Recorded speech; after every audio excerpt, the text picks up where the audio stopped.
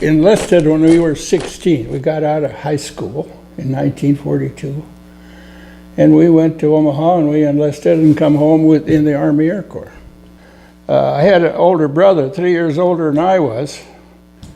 And Delbert, my friend, he also had an older brother, and we was talking one night and we said, you know, we'll probably wind up at home on the farm. So together we decided we're going to enlist as soon as we get out of the high school. And we just said, well, you know, in the Army we'll get to see some country and this and that.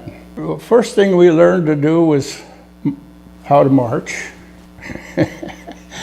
And I remember we getting out in the one morning, we was only there about a week, and we heard this band just really sounded good, and we were segregated then.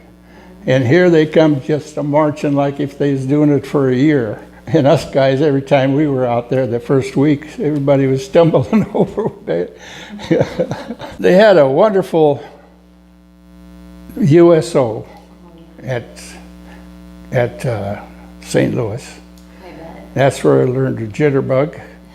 When you got there, you just walked in, got in line, and the girls were lined up here, and then always the first ones that got to dance. And I was a good jitterbugger. I could have really, I was only 18, 19. And well, first of all, in the Air Force, I was a cadet. And we were doing things like training for cadets. We pre-flighted planes. These were the trainer planes. One pre-flight morning, the canopy's always frosted over. And after I had it going for about 30 seconds, I scratched a hole. And here I wasn't in line with the planes anymore. And the sergeant was running up and I pulled the thing back and the brake wasn't holding. So if I'd have kept going, wouldn't have caught it in time and chewed the next plane, I'd have been discharged dishonorably. It was an experience, you know, for a little young farm kid out of Nebraska. I spent a year in Philippines. Well, we had a radio outfit on the island of Palawan. There we send messages all over the Pacific. Palawan had a wonderful beach, palm trees. I mean, it was like a vacation. And the Seabees were there ahead of us. And they built nice small Quonsets to live in. And we just had it made up there.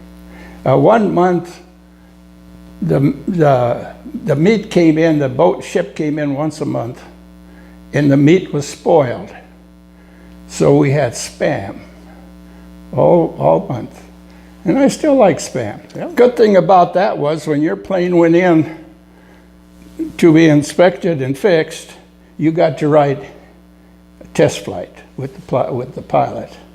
And that was quite an experience. They always asked you, I think one reason for that was to see if you can, like he said, what do you want to do, Jim? I says, well, anything you can do. And boy, we rolled over and up and stalled and everything like that. I was able to handle that.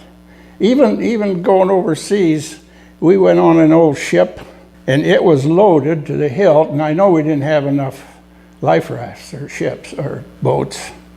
But anyway, that was quite an experience too. Mines was floating by, Marines was on there. So I kind of had a fun 3-year trip. I think I could have been a sailor because when we went on this old boat and was going over, when we left San Francisco, there's these big swells and the ship's going like this, and God, there was a guy sick. I know one guy was on the toilet, just sitting on the toilet for 2 weeks, and I never got sick. It affected my life. If I would have stayed home, I would have went to some kind of school. And I really planned on it, but I remember I think I was overseas when I wrote my dad and told him, I said, you know, Dad, I think I changed my mind. I think I'd like to farm. I've always been maintaining that too bad they stopped the draft.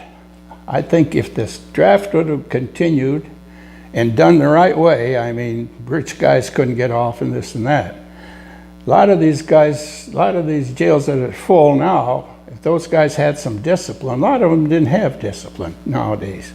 And they would have had discipline, just the basic training, I think, would have been maybe enough to help them get on the right road.